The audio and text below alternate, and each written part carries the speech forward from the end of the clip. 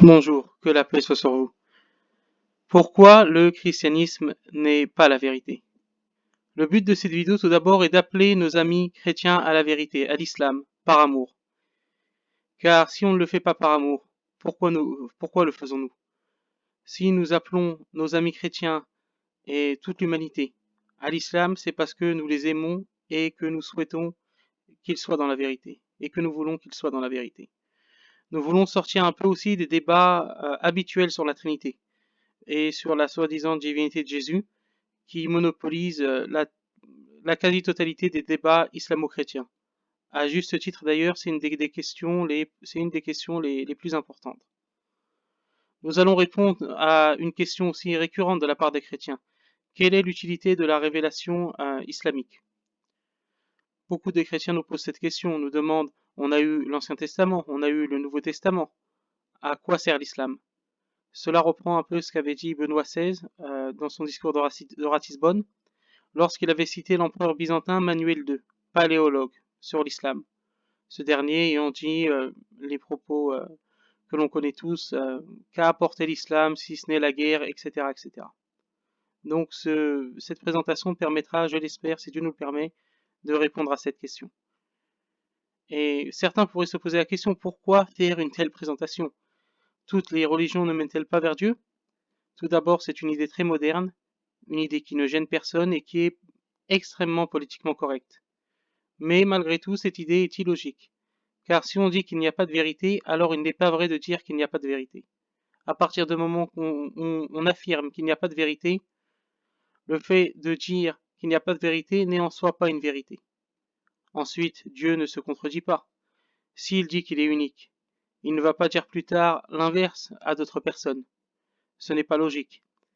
C'est une réponse à ceux qui disent que la révélation islamique est compatible avec toutes les autres, c'est simplement un mode de communication différent de Dieu.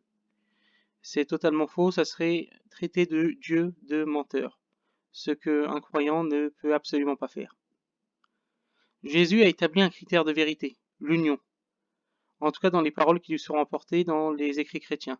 Par exemple, l'évangile selon Jean, chapitre 13, versets 34-35, où il est dit « Je vous donne un commandement nouveau, aimez-vous les uns des autres, comme je vous ai aimé.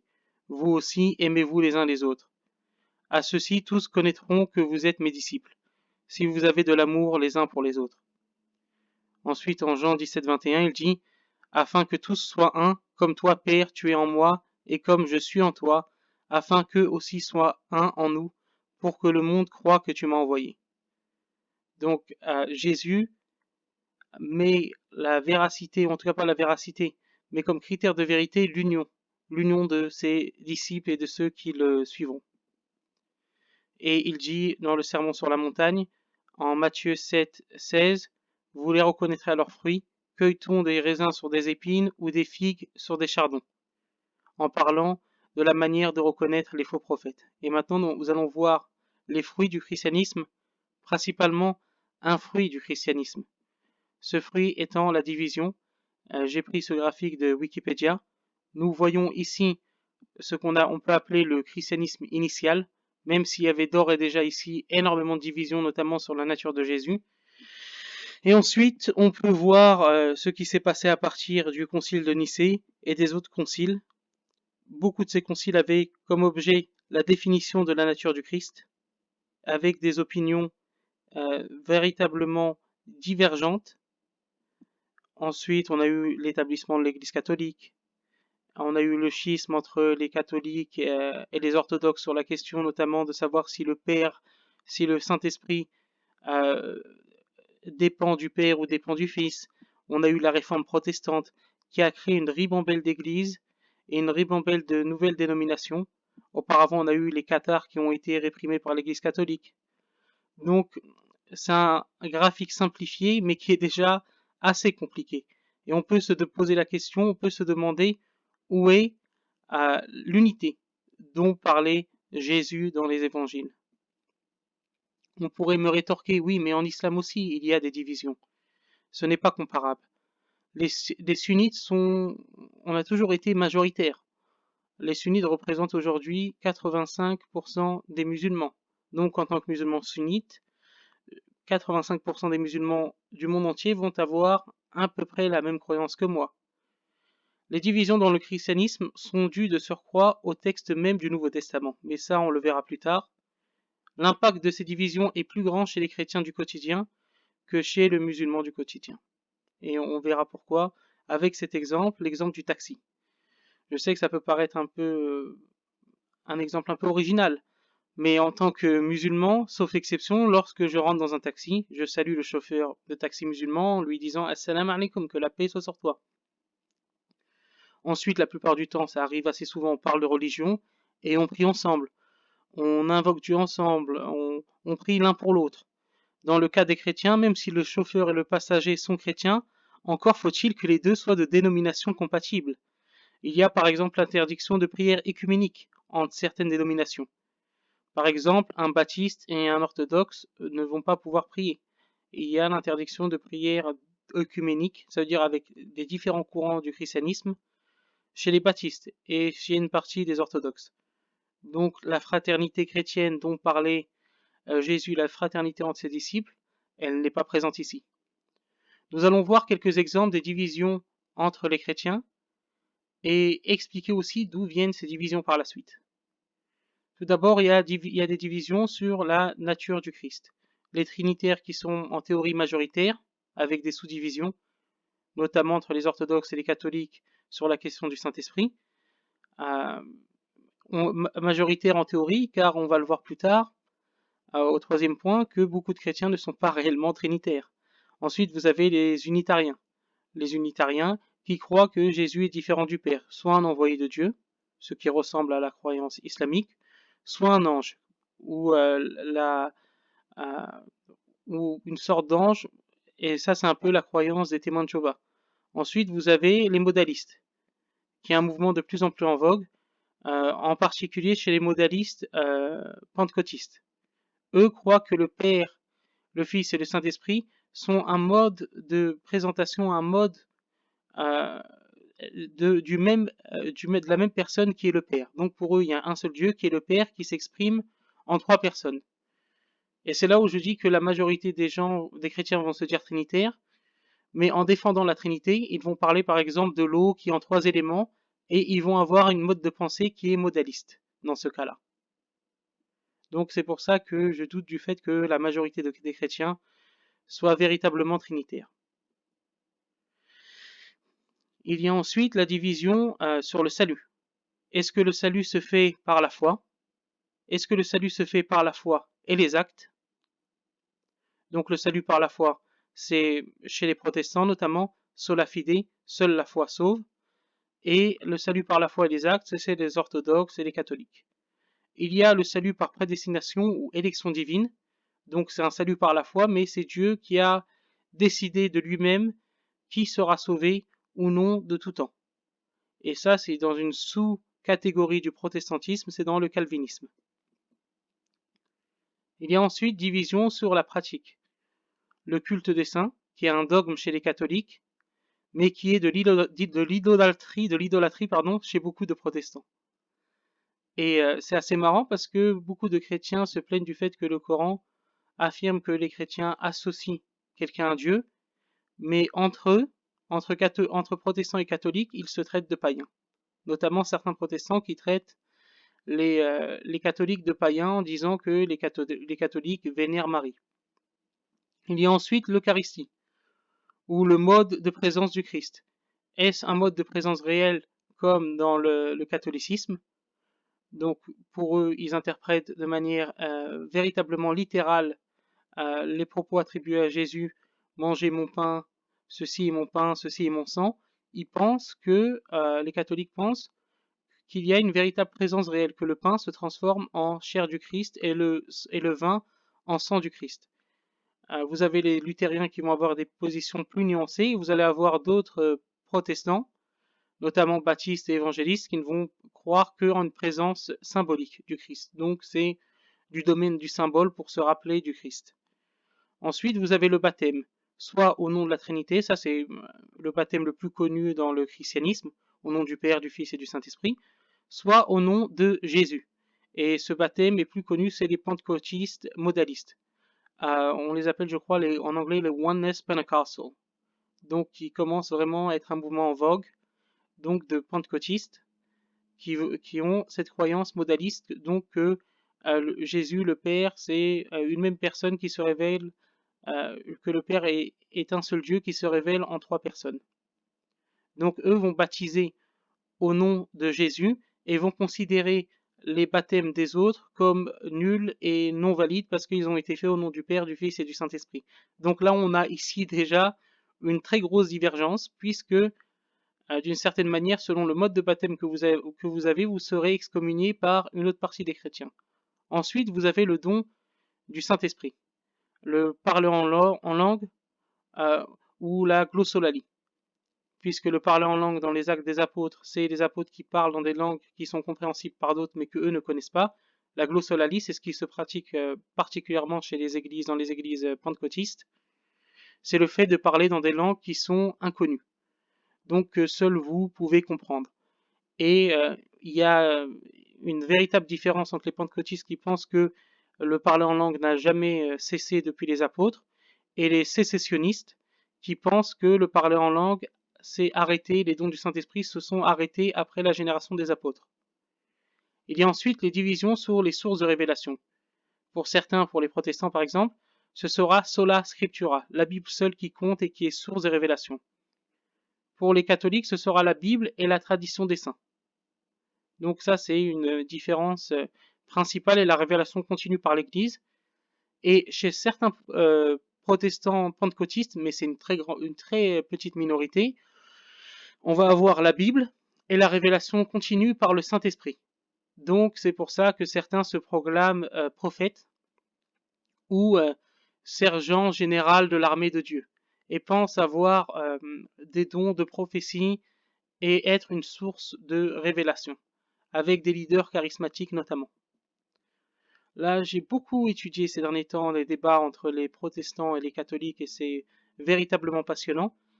Et c'est là en fait où le bas blesse parce que lorsqu'on étudie ces débats, on n'arrive pas en se mettant d'un point de vue extérieur, ça veut dire ni musulman ni chrétien, en se disant bon, qui a raison en se basant à partir des textes du Nouveau Testament. On a du mal à le départager, les deux vont pouvoir dire des choses intéressantes et c'est là où va venir l'importance de la révélation islamique. Point fort de l'argumentaire catholique, de l'argumentation catholique, l'importance de la tradition. En fait, les protestants vont dire aux catholiques, nous, on croit à la Bible seule, la Bible unique.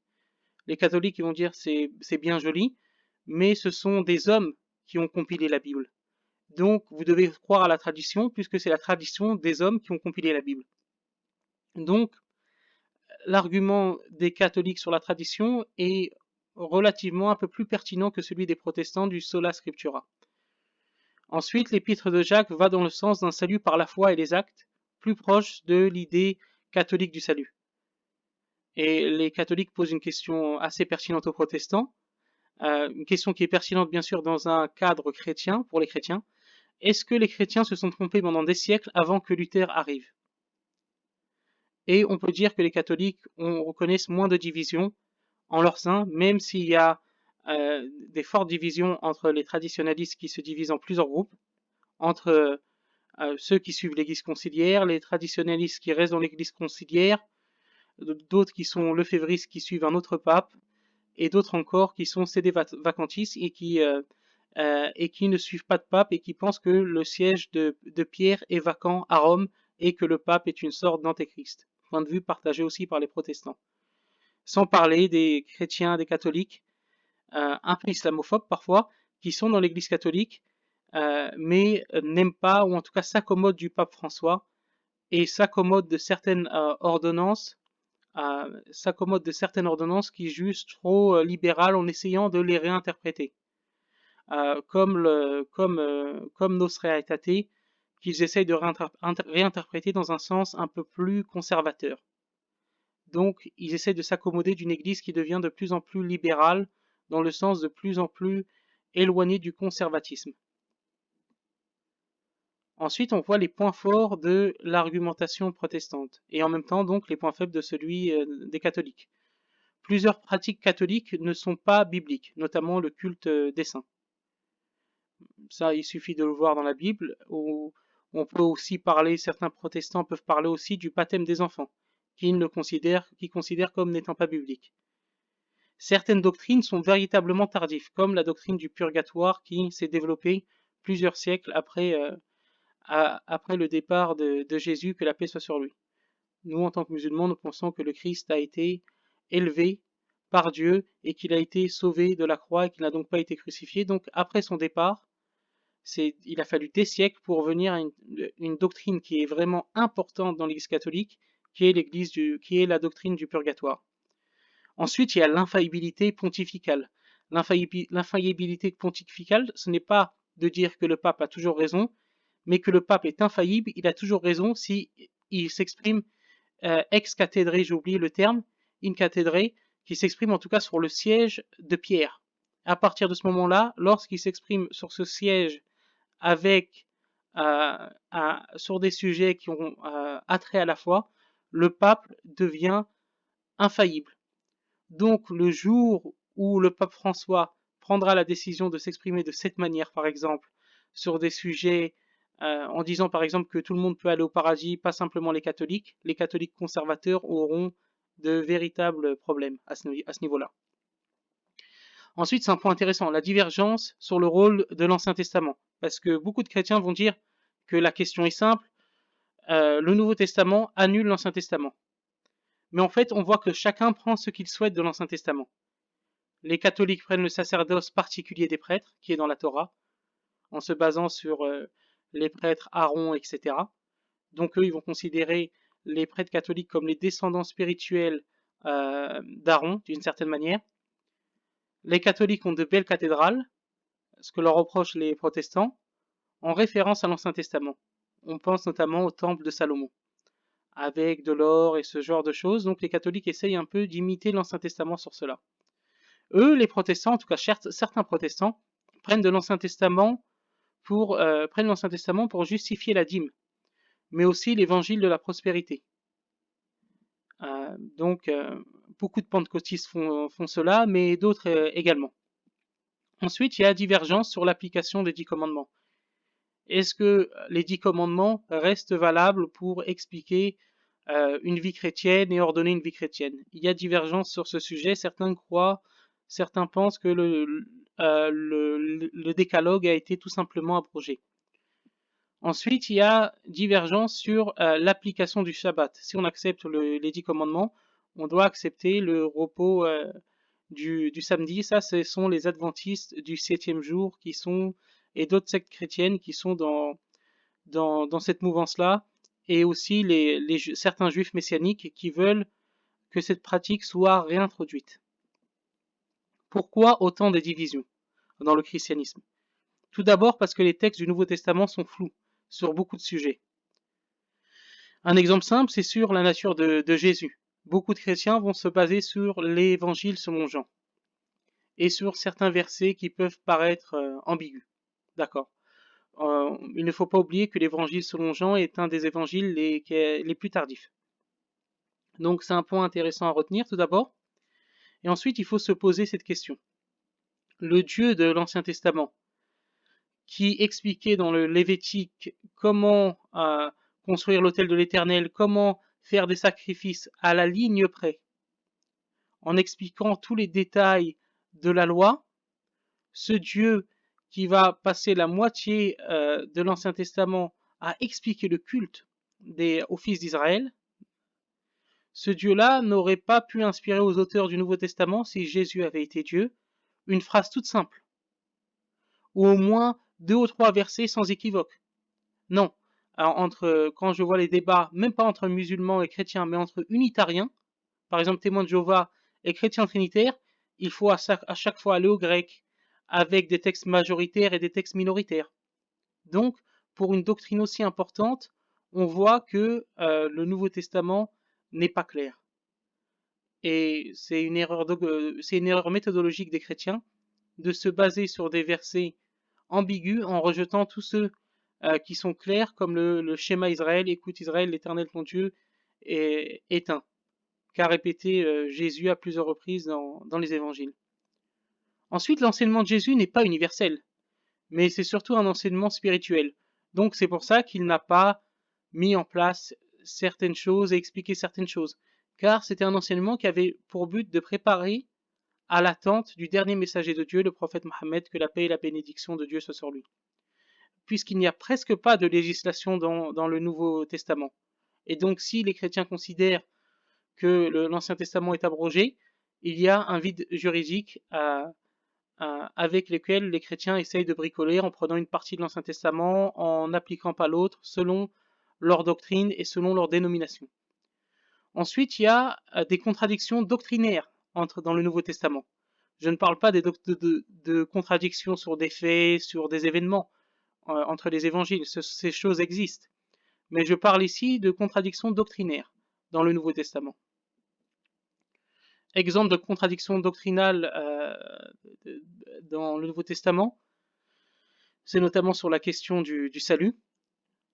On a on a l'épître aux Romains, écrit par Paul, en tout cas attribué à Paul, chapitre 3, verset 28, qui dit « Car nous pensons que l'homme est justifié par la foi sans les œuvres de la loi. » Mais à l'inverse, nous avons Jacques, qui est considéré par la tradition chrétienne comme le frère de Jésus, qui dit en Jacques 2, 18, « Mais quelqu'un dira, toi tu as la foi et moi j'ai des œuvres. Montre-moi ta foi sans les œuvres, et moi je te montrerai la foi par mes œuvres. » Et donc là, on voit à ce moment-là une différence doctrinale que les chrétiens ont essayé de réconcilier, en tout cas les protestants qui croient au sola fide, seule la foi sauve, qu'ils ont essayé de réconcilier, que Luther n'avait pas trop envie de réconcilier, puisque Luther avait dit de l'épître de Jacques que c'était un épître de paille. Donc on a vu que cet épître pose problème. Et d'ailleurs, vous allez le remarquer, cet épître est très peu cité par les protestants. Il est presque oublié par les milieux protestants, beaucoup plus cité par les catholiques.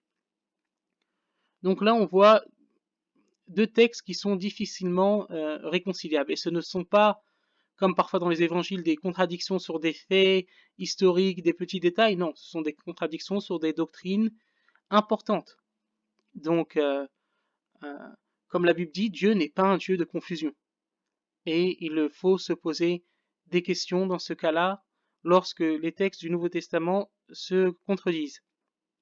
Il y a même certains exégètes du Nouveau Testament, certains spécialistes, qui pensent que l'épître de Jacques est une réponse directement à Paul. Donc je vous laisse juger sur cela. Et cela me fait rire lorsque les chrétiens me disent, à moi en tant que musulman, tu ne peux pas comprendre car tu n'as pas le Saint-Esprit. C'est un débat que j'avais eu avec un chrétien sur YouTube, et au bout de quelques échanges, il m'avait sorti ça. De toute façon, tu ne peux pas comprendre la Bible, tu n'as pas le Saint-Esprit. Donc les chrétiens me disent ça à moi en tant que musulman, mais le Saint-Esprit semble les guider dans des dizaines de dénominations différentes et contradictoires. C'est pas un peu bizarre? La solution pour les chrétiens et la solution pour le monde, c'est le Saint-Coran. Car le Coran, sur toutes les questions qui divisent les chrétiens, et c'est aussi là le sens de la révélation coranique, on pose la question à quoi sert l'islam, à quoi sert le Coran, que rapporte l'islam? C'est tout simplement la réponse à toutes les questions et les différences doctrinales, notamment qui se sont posées dans l'histoire du christianisme. Donc c'est une réponse claire. Et on le voit dès le début du chapitre 2, au versets 2 et 3. Je lis selon la traduction de Chadmi, la traduction de Chadmi. Voici le livre qui n'est sujet à aucun doute, c'est un guide pour ceux qui craignent le Seigneur, ceux qui croient à l'invisible, qui s'acquittent de la salat, donc de la prière, et qui effectuent des œuvres charitables sur les biens que nous leur avons accordés. Donc ici, on a une explication sur la nature même du Coran, et qui nous explique que le Coran est la parole donc de Dieu, ce que la Bible ne fait pas clairement. Certains vont me citer Timothée, toute écriture vient de Dieu et sert à l'enseignement, etc., etc. J'ai pas le verset précis en tête, mais on va souvent nous citer ce verset. Mais ce verset n'est pas aussi clair, puisque certains chrétiens disent que cela ne veut pas dire exactement ça. Il y a divergence sur l'interprétation de ce verset dans Timothée. Mais le Coran, lui, est clair. Ce livre qui n'est sujet à aucun doute. Et il règle la question de savoir la foi, le salut se fait comment. Ceux qui croient en l'invisible, qui s'acquittent de la prière et effectuent des œuvres charitables sur les biens que nous leur avons accordés. Le Coran répond à la question directement. Il n'y a pas besoin d'exégèse, il n'y a pas besoin de concile. Le Coran répond à toutes ces questions, que ce soit la question du salut, que ce soit comment nous faisons la prière, comment nous adorons Dieu, comment nous réglons notre vie. Alors que le Nouveau Testament n'est pas clair sur toutes ces questions, le Coran est clair, ce qui fait du Coran la parole de Dieu et qui rend le Coran nécessaire. Et c'est pour ça que j'invite nos amis chrétiens à s'intéresser à l'islam, car l'islam a la réponse à toutes leurs divergences doctrinales. Amis chrétiens, arrêtez de vous déchirer entre catholiques, protestants, orthodoxes, entre baptistes, réformés, presbytériens, etc., etc. Vous n'aurez pas la réponse dans vos textes. La réponse se trouve dans la parole de Dieu, qui est le Coran, et qui confirme les révélations qui ont été faites à Moïse et qui ont été faites au Christ. Que la paix soit sur vous et que Dieu vous bénisse.